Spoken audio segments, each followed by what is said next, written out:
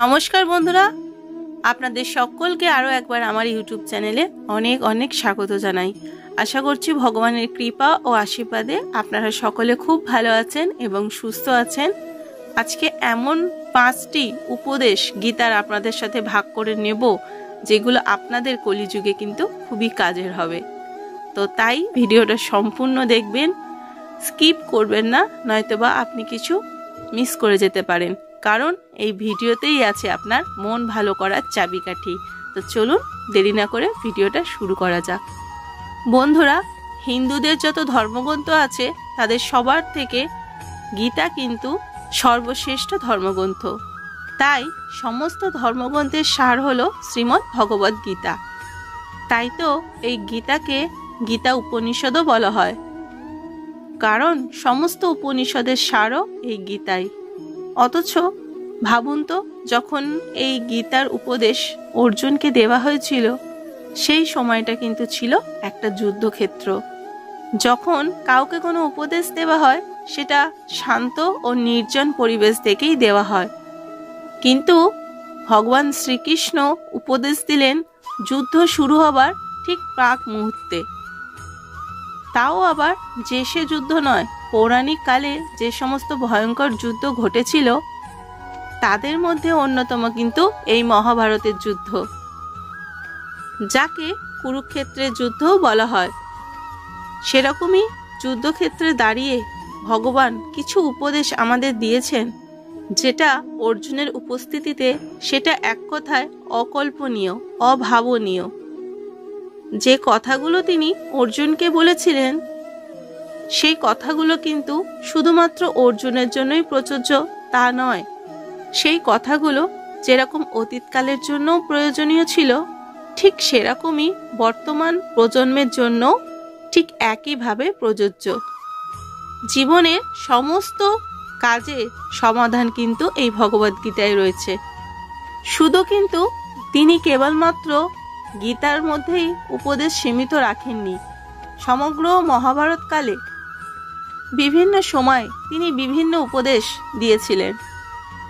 যদি কেউ মহাভারত বা গীতায় উল্লেখিত বাণীগুলি মন দিয়ে পড়েন বা শ্রবণ করে নিজেকে যদি সেই পথে পরিচালিত করতে পারেন, আমি নিশ্চিত করে বলতে পারি বন্ধুরা, আপনাদের জীবনে তাহলে কোনোদিন কোনো সমস্যাই আসবে না এবং সে যা চাইবে তাই পাবে।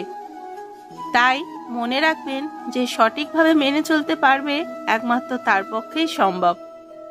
আজকে আমি আপনাদেরকে গীতায় উল্লেখিত এবং ভগবানের এমন 5টি বাণীর কথা আপনাদেরকে বলবো, যে কথাগুলি ভগবান শ্রীকৃষ্ণ কখনো অর্জুনকে বা কখনো কর্ণকে সামনে রেখে আমাদেরকেই দিয়ে গেছেন। যদি এই কথাগুলিকে সঠিকভাবে মেনে নিয়ে জীবনে চলতে পারেন, তাহলে কিন্তু আপনি কল্পনাও করতে পারবেন না যে আপনার জীবন কিভাবে বদলে গেল। একবার ভাবুন যে অর্জুন যুদ্ধ করবে না বলে নিজের হাতের গান্ডি ত্যাগ করে ভগবানের পায়ের কাছে বসে বললেন, হে কেশব, আমি জীবনের এমন একটি জায়গায় পৌঁছেছি যেখান থেকে আমি আজ উঠে দাঁড়াতে পারছি না, তাই আমি আজ অসহায়, আমাকে পথ দেখাও। একবার ভাবুন তো, যার সামনে বিশ্ব ব্রহ্মাণ্ডের মালিক দাঁড়িয়ে আছেন, তার সামনে তিনি একথা বলছেন। সেই অর্জুন যে কিনা মাছের দিকে না তাকিয়েই লক্ষ্যভেদ করেছিল, যে অর্জুন একাই বিরাট রাজ্যকে গৌরবদের হাত থেকে রক্ষা করেছিল, সেই অর্জুনের মতো বীর যোদ্ধারও মনে এরকম বিষাদ জন্মগ্রহণ করেছিল যে তার জ্ঞান ছিল না। স্বয়ং কৃষ্ণ ভগবান, যিনি এই ত্রিলোকের স্বামী, তিনি যখন স্বয়ং তার সাথে আছেন, তাও তার মনে এতটা বিষাদ, এত চিন্তা কি জন্য ছিল? আমাদের জীবনেও কোনো কোনো সময় এমন এমন ঘটনা ঘটে যায়, তখন আমরা ভেবেই পাই না যে আমাদের কি করা উচিত, কি করলে এই সমস্যা থেকে উদ্ধার পাব। তখন কিন্তু আমরাও অর্জুনের মতো সবকিছু ত্যাগ করে বসে পড়ি, অসহায় বোধ করি। কিন্তু আমরা ভুলে যাই যে ভগবান স্বয়ং আমাদের সাথেই আছেন। কি করে ভাববো আমরা যে মায়া আর মোহতে পড়ে আমরা অন্ধ হয়ে গেছি, তাই তো আমরা ভাবতেই পারি না, আমরা ভগবান শ্রীকৃষ্ণকে দেখার মতো এরকম কর্মই করি না। তাই তিনি আমাদেরকে বোঝানোর জন্যই অর্জুনের মনে বিষাদ তৈরি করলেন এবং তারপর আমাদেরকে প্রসাদও দিলেন। এবং সেই প্রসাদ হলো অর্জুনকে সামনে রেখে এমন এমন কিছু উপদেশ যা যুগ যুগ ধরে আমাদের অনুপ্রাণিত করে যাবে। আমরাও যদি অর্জুনের মতো ভগবানের কথাগুলি মন দিয়ে শুনে জীবনে যদি চলতে পারি, তাহলে আমরাও অর্জুনের মতো জীবনে বিষাদগ্রস্ত অবস্থায়ও উঠে দাঁড়িয়ে শত্রুর মোকাবিলা করতে পারবো। তাহলে চলুন বন্ধুরা, সেই অমূল্য উপদেশগুলির মধ্যে 5টি উপদেশ আমরা আজকে জানি।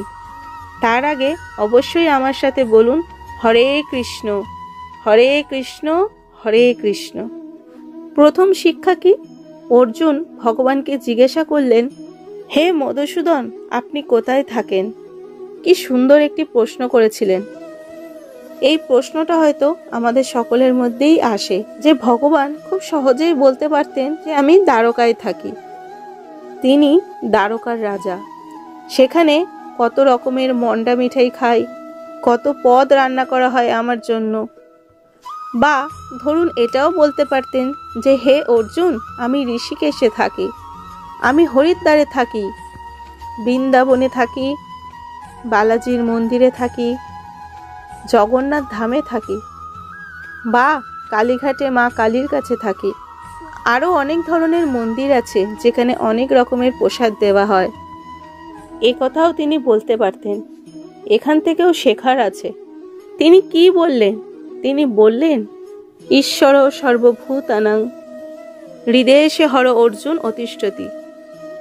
অর্থাৎ এই জগৎ সংসারের প্রত্যেকটি প্রাণীর হৃদয়ে আমি বাস করি। আর যেদিন কোনো মানুষ তার হৃদয়ে ভগবানকে দেখে নেবেন, সেদিন থেকে কিন্তু মানুষ তার জীবনের সমস্ত লড়াই জিতে যাবেন। লড়াই মানে সংঘর্ষ, কারণ জীবন মানেই তো সংঘর্ষ। ভগবান প্রত্যেকটি জীবের হৃদয়েই থাকেন, অর্থাৎ সবাই তারই অংশ। আর এই জীবনে যে একবার বুঝে যাবে, তার জীবনে যতই সমস্যা আসুক না কেন, হাসতে হাসতে পার হয়ে যাবে। কিন্তু আমরা সত্যিই অদ্ভুত প্রাণী। কোনো সমস্যা এলে আমরা নিজেদেরকে বিশ্বাস না করে বিভিন্ন রকমের অন্ধ কুসংস্কারকে বিশ্বাস করি, তাবিজ কবচ ধারণ করে ফেলি, বা গাছের মধ্যে সুতো বাঁধি। প্রিয় শ্রোতা বন্ধুরা, নিজের ওপর বিশ্বাস রাখুন।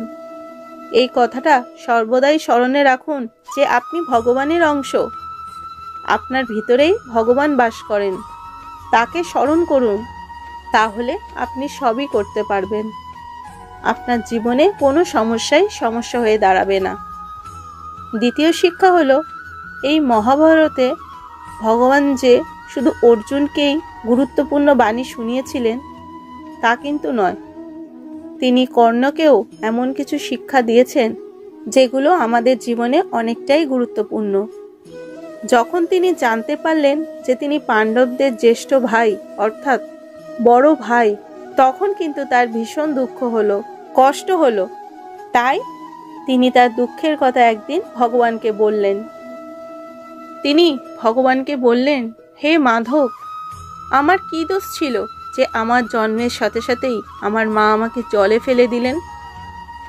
গুরু দ্রোণাচার্য আমাকে শিক্ষা দিলেন না, কারণ আমি ক্ষত্রিয় বংশে ছিলাম না। আমাকে সবাই সুতপুত্র বলতো। এমনকি দ্রৌপদীর স্বয়ংবরে আমাকে অপমান করা হয়েছিল, কারণ আমি কোনো রাজপরিবারের অংশ ছিলাম না বলে।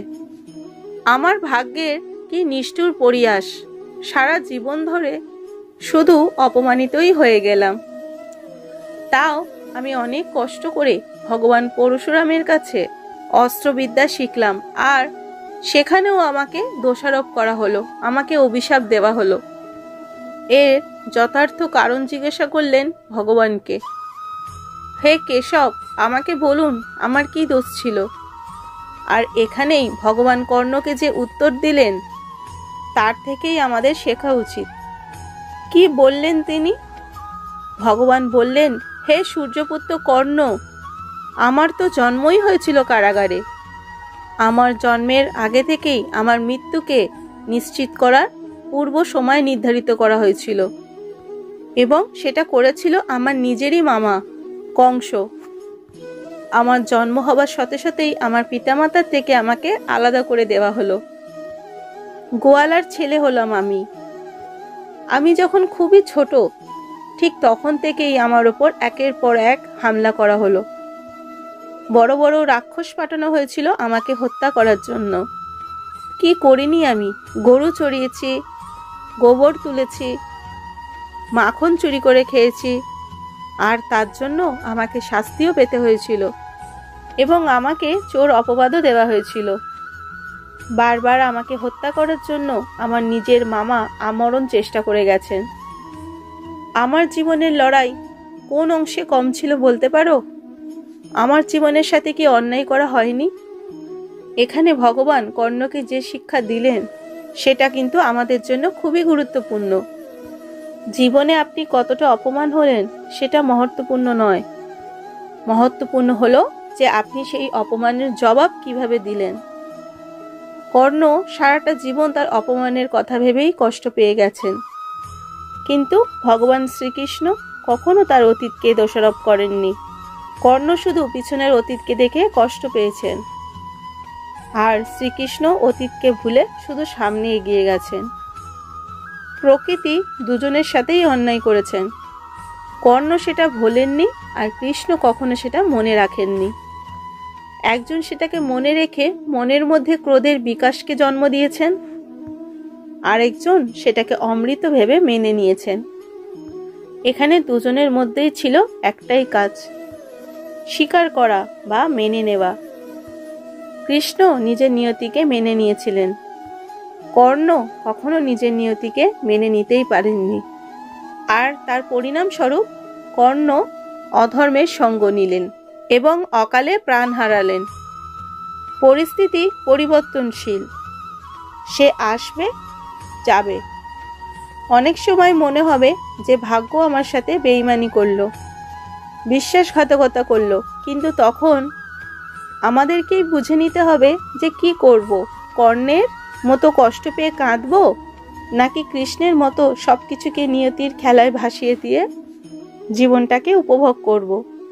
জীবনে সমস্যা তো আসবেই। ভগবান শ্রীকৃষ্ণের জীবন কোথায় সহজ ছিল? তিনি তো ভগবানই ছিলেন।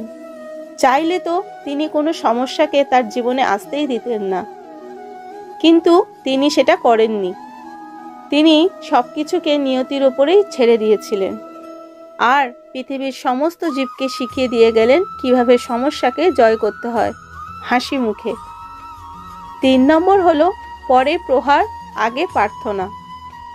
সামর্থ্য থাকতেও ধৈর্য কিভাবে ধরবেন, এটা শিখিয়েছিলেন ভগবান শ্রীকৃষ্ণ মহাভারতে। শিশুপাল ছিলেন ভগবান শ্রীকৃষ্ণের পিসির ছেলে। তার জন্মের পর তার মা জানতে পারেন যে শিশুপালের মৃত্যু হবে কৃষ্ণের হাতে, তাই তিনি তার ছেলের সমস্ত অপরাধ ক্ষমা করে দেওয়ার জন্য ভগবান শ্রীকৃষ্ণকে অনুরোধ করলেন। পিসির অনুরোধ রাখতে তিনি কথা দিয়েছিলেন যে শিশুপালের 100টি অপরাধ তিনি ক্ষমা করে দেবেন। শিশুপাল বড় হয়ে রুক্মিণীকে ভালোবাসলেন, কিন্তু রুক্মিণী ভালোবাসলেন কৃষ্ণকে, আর এর ফলে শিশুপাল কৃষ্ণকে নিজের শত্রু বলে মনে করতে লাগলেন। মনে মনে তিনি শ্রীকৃষ্ণকে হত্যা করার বা অপমান করার কথাই সবসময় ভাবতেন। তাই যুধিষ্ঠির রাজসহ যজ্ঞ চলাকালীন তিনি ভগবান শ্রীকৃষ্ণকে অপমান করে যেতেই থাকেন, যা নয় তাই বলতে থাকেন, কখনো রাধারানীকে নিয়ে, আবার কখনো দ্রৌপদীকে নিয়ে, আবার কখনো বা গোয়ালার ছেলে বলে অমর্যাদা করলেন। বলরাম তখন শিশুপালকে জবাব দেওয়ার জন্য বারবার উদ্যত হতে থাকলেন, কিন্তু শ্রীকৃষ্ণ তাকে মুচকি হেসে ধৈর্য রাখতে বললেন, কারণ তিনি তার পিসিকে কথা দিয়েছিলেন। আর শিশুপাল যখন তার 100টা পাপের গণ্ডি পার করে ফেলল, তখন কিন্তু ভগবান আর তার ধৈর্য ধরে রাখলেন না, আর তারপর ভগবান তার সুদর্শন চক্র দিয়ে তার বধ করলেন। তাই ভগবান এখানেই আমাদেরকে শেখালেন যে ধৈর্য কিভাবে ধরে রাখতে হয়, আর কথা দিলে কিভাবে সেটা পূরণ করতে হয়। আর এটাও তিনি শেখালেন যে ক্ষমা বা করুণা ততক্ষণই করতে হয় যতক্ষণ না পর্যন্ত সেটা মান মর্যাদার গণ্ডি অতিক্রম করছে। যদি সেটা অতিক্রম করে যায় তাহলে তাকে যোগ্য শাস্তি দেওয়াই উচিত। ভগবান কখনোই চাননি যে যুদ্ধ হোক। তিনি একবার না বহুবার দুর্যোধনের কাছে গিয়েছিলেন শান্তির দূত হয়ে।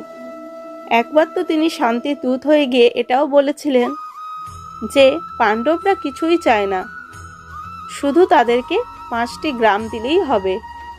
কিন্তু অহংকারী দুর্যোধন তাকে এই বলে ফিরিয়ে দিলেন যে বিনা যুদ্ধে নাহি দেব সূচাগ্র মেদিনী, অর্থাৎ একটি সূচের আগায় যতটা পরিমাণ মাটি ধরে সেই পরিমাণ জমিও যুদ্ধ ব্যতীত আমি পাণ্ডবদের দেব না।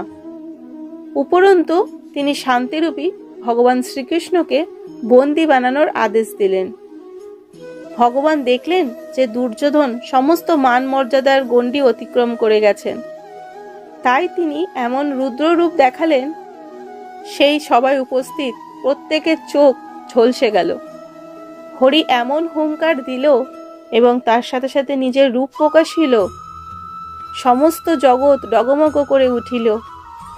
ভগবান ক্রোধান্বিত হয়ে বলিলেন, কত কত দড়ি আন্তরে আয় দুর্যোধন বাঁধ মোড়ে, দেখছে আকাশ বাতাস লয় হয় আমাতে, সংসার সকল আমাতেই লয়, ঝংকার সকল আমাতেই ক্ষয়, অমৃত আমি গরল আমি, তাকিয়ে দেখ এই বিশ্ব ব্রহ্মাণ্ড আমাতেই, এই চরাচর জগৎ আমাতেই, শতকোটি সূর্য শতকোটি চন্দ্র সব কিছু আমাতেই বিরাজিত, শতকোটি ব্রহ্মা বিষ্ণু মহেশ আমাতেই সমাহিত, ভূলোক পাতাললোক স্বর্গলোক সব আমাতেই, কাল অকাল মহাকাল সব কিছুই আমাতে, আমার থেকে জন্ম হয় সবার, মৃত্যুর পর আমার কাছেই ফিরে আসে আবার।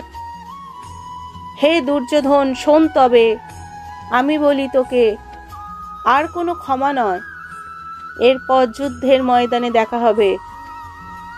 তো প্রিয় শ্রোতা বন্ধুরা, ভগবান এখানে শেখালেন যে কোনো কাজে অনুরোধ বা প্রার্থনা করা উচিত। যদি সেই অনুরোধ কাজ না করে, প্রার্থনায় কাজ না হয়, তাহলে তার জন্য লড়াই করা প্রয়োজন। 4 নম্বর শিক্ষা কি দিলেন? যাকে যে দায়িত্ব দিয়ে পৃথিবীতে পাঠানো হয়েছে তার সেই দায়িত্বগুলি পালন করা। বিধাতা পুরুষ আমাদেরকে পৃথিবীতে একটা বিশেষ কর্তব্য পালনের জন্য পাঠিয়েছেন, সেটা সবাইকেই ভালোভাবে পালন করতে হবে। সেটা সংসার, চাকরি, বিবাহ যে কোনো ক্ষেত্রেই হোক, যাকে যে জায়গায় যে দায়িত্বটি দেওয়া হয় সেটা তাকে অত্যন্ত ভালোভাবে পালন করা জরুরি। ভগবান সেটা শেখালেন কিভাবে, শুনুন। ভগবান হয়েও তিনি তার সৃষ্টি করা সর্বশ্রেষ্ঠ প্রাণী মানুষের সারথি হলেন, অর্থাৎ অর্জুনের সারথি হলেন। যিনি ত্রিজগতের মালিক তিনি হলেন অর্জুনের রথের চালক। আর তিনি অর্জুনকে বললেন, হে অর্জুন, আমি কিন্তু এবার থেকে তোমার সখা, বন্ধু বা ভগবান নই, আমি তোমার রথের চালক। তুমি নির্দ্বিধায় আমাকে আদেশ করবে, আমি তোমার আদেশ অক্ষরে অক্ষরে পালন করব। আমি এখন তোমার চাকর আর তুমি হলে আমার প্রভু।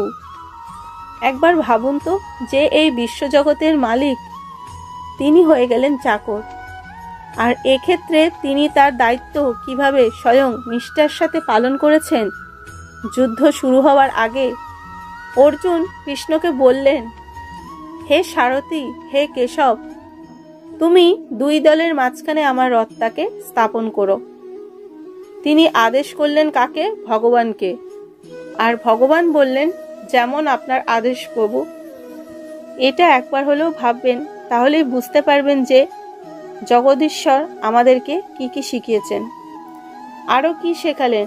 নিজেদের যার যেটা কাজ সেটাকে নিষ্ঠার সঙ্গে কিভাবে পালন করতে হবে। এই যুদ্ধে প্রচুর সেনা ছিল, প্রায় 40 লক্ষ। এত সেনার শব্দ ঘোড়ার কোলাহল, হাতির হুঙ্কার, তরবারির ঝংকরের ভিতর অনেক সময় কথা শোনা যাবে না বলেই ভগবান অর্জুনকে বললেন, হে অর্জুন, যদি তুমি দেখতে পাও যে আমি তোমার কথা শুনতে পাচ্ছি না, তাহলে গোড়ালি দিয়ে আমাকে আঘাত করে ইঙ্গিত করবে।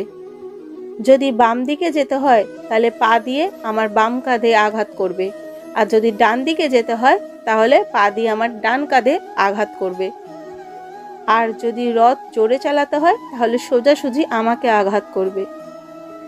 একবার ভেবে দেখুন তিনি নিজে তার কাজের ওপর কতটা নিষ্ঠাবান ছিলেন। আর আমরা একটু কিছু হতে না হতেই নিজেকে খুব বড় মনে করি, আর নিজের কাজটাকে সঠিকভাবে করিই না, অন্যের ওপর ফেলে দিই বা অন্যকে দোষারোপ করি, আর নিজেকে কর্তব্য থেকে দূরে সরিয়ে রাখি। ভগবান এটা শেখালেন যে কোনো কাজ ছোট বা বড় হয় না, যে কোনো কাজ কাজই হয়, শুধু ভাবনার পরিবর্তন হয়। যে কাজই আমরা করি না কেন সেটাকে দায়িত্ব ও নিষ্ঠার সঙ্গে পরিচালনা করা প্রয়োজন, তাহলেই জীবনে সাফল্য আসবে। আজকে 5 নম্বর শিক্ষা হলো, পরিমাণের অনেক প্রয়োজন নেই, গুণগত মান ভালো কিনা সেটা দেখার প্রয়োজন। এটাও মহাভারত থেকে শিক্ষা নেওয়া প্রয়োজন। যুদ্ধ এখনো শুরু হয়নি, দুই পক্ষেরই যার যেরকম মিত্র আছে তাদের কাছ থেকে সাহায্য চাইছে, যেন তার পক্ষ হয়ে তারা যুদ্ধ করে। তেমনি ভগবান শ্রীকৃষ্ণর কাছে দুর্যোধন এবং অর্জুন দুজনেই গেলেন সাহায্য চাইতে, কারণ দুজনেই কৃষ্ণের সম্পর্কে আত্মীয় হন। দুর্যোধন আগেই গিয়েছিলেন, গিয়ে দেখলেন ভগবান ঘুমিয়ে আছেন। তাই দেখে দুর্যোধন ভগবানের মাথার কাছে গিয়ে বসলেন। একটু পরে অর্জুন সেখানে উপস্থিত হলেন। তিনি গিয়ে দেখলেন তার বড় ভাই দুর্যোধন আগে থেকেই সেখানে গিয়ে বসে আছে। তাই অর্জুন না বসে ভগবানের পায়ের কাছে দাঁড়িয়ে থাকলেন, ভগবানের ঘুম থেকে ওঠার অপেক্ষায়। তিনি তো অন্তর্যামী, তিনি তো সবই জানেন, তাই তিনি এবার জাগলেন এবং উঠে বসলেন। আর প্রথমেই অর্জুনকে দেখে বললেন, তুমি কখন এলে? তখন দুর্যোধন বললেন, হে বাসুদেব, আমি আগে এসেছি, তাই আপনি আগে আমার সাথে কথা বলুন। তখন ভগবান বললেন, কিন্তু আমি অর্জুনকে তো আগে দেখেছি, তাহলে তো আমাকে আগে অর্জুনের সাথেই কথা বলতে হবে। অর্জুন বললেন, না মাধব, আগে দাদা এসেছেন, আপনি দাদার সাথেই আগে কথা বলুন। কৃষ্ণ তখন বললেন, বেশ, তাই হোক। এই কথা শুনে অহংকারী দুর্যোধন বললেন, না, আগে অর্জুনই বলুক। কিন্তু মনে মনে দুর্যোধনের ভয় করতে লাগলো। তিনি ভাবতে লাগলেন যে বলে ভুল করলাম না তো? যদি অর্জুন ভগবানের নারায়ণী সেনা চেয়ে নেন? ভগবান তখন অর্জুনকে জিজ্ঞাসা করলেন, বলো অর্জুন, তুমি কি কারণে এসেছো? তখন অর্জুন বললেন, হে মাধব, এই যুদ্ধে আমাকে সাহায্য করুন। ভগবান জিজ্ঞাসা করলেন, কি চাও তুমি? তুমি কি আমার নারায়ণী সেনা চাও, নাকি আমাকে চাও?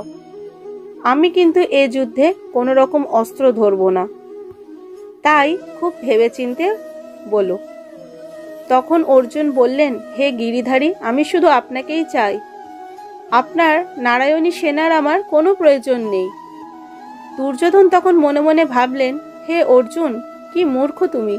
কিন্তু তিনি তখন এটা জানতেন না যে অর্জুন সেই মুহূর্তেই যুদ্ধে জিতে গেছিল, কারণ যেখানে ধর্ম সেখানেই জয়। তাই অর্জুন গুণ দেখল, কিন্তু দুর্যোধন দেখল পরিমাণ। আর তার ফলস্বরূপ কি হলো? দুর্যোধন যুদ্ধে হেরে গেল। এখানে আরও একটি জিনিস আমাদের শেখার আছে, ভগবানের কাছে কোনো জিনিস পেতে গেলে প্রথমে নমনীয় হতে হয়। মাথা নত না করলে আশীর্বাদ কখনোই মাথায় পড়ে না। অহংকারে পরিপূর্ণ মন নিয়ে কোনো কাজ করলে তার ফলাফল কখনোই শুভ হয় না। আরেকটা কথা আপনাদেরকে বলবো, জীবনে যদি কোনোদিনও কোনো সমস্যায় পড়েন বা না পড়েন, প্রতিদিন গীতা পাঠ অবশ্যই করবেন। তাহলে জীবন আরো সুন্দর হবে, ভালো হবে। তাহলে শ্রোতা বন্ধুরা, কেমন লাগলো আপনাদের গীতায় বর্ণিত এই উপদেশগুলো? অবশ্যই আমাকে কমেন্টে জানাবেন। যদি ভালো লাগে তাহলে অবশ্যই ভিডিওটিকে লাইক করবেন এবং শেয়ার করবেন, এবং এরকম ভিডিও আরও পেতে দয়া করে আমার চ্যানেলটাকে সাবস্ক্রাইব করবেন। দেখা হবে পরবর্তী ভিডিওতে। ততক্ষণের জন্য ধন্যবাদ। জয় শ্রীকৃষ্ণ।